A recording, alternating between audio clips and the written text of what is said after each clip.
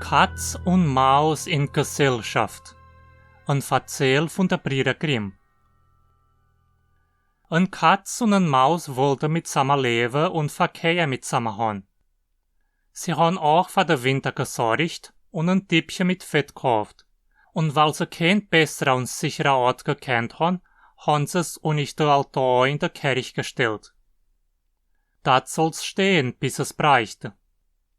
Einmal aber hat die Katz Lust am Nachgerät und ist zu der Maus gegangen. Herr Mäuse, mein Prim hat mich gerufen, Patze sind.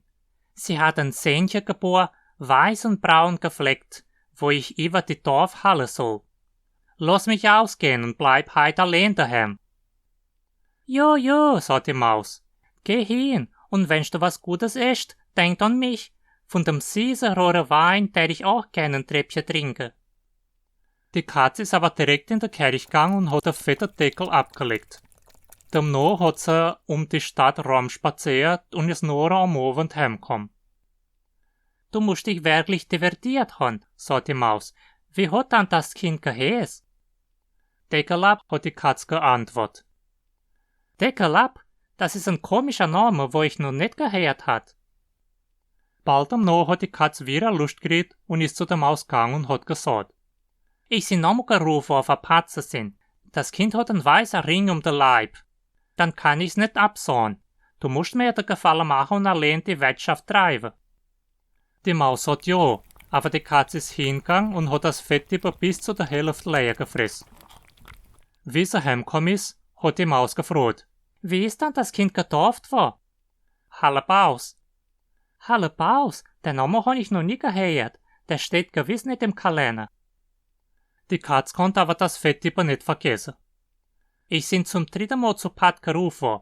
Das Kind ist schwarz und hat bloß weiße Brote, sonst kein weiß Haar am ganzen Körper. Das passiert alle paar Jahre nur einmal. Lass du mich doch ausgehen?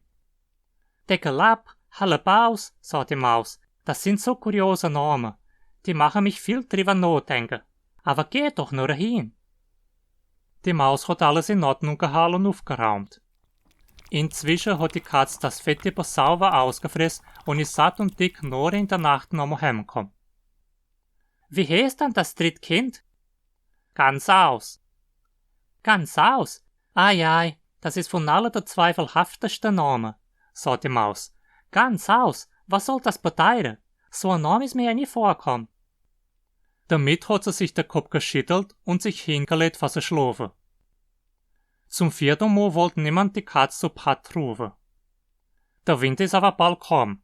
Wie dann draußen nichts mehr zu finden war, sagt die Maus für die Katze.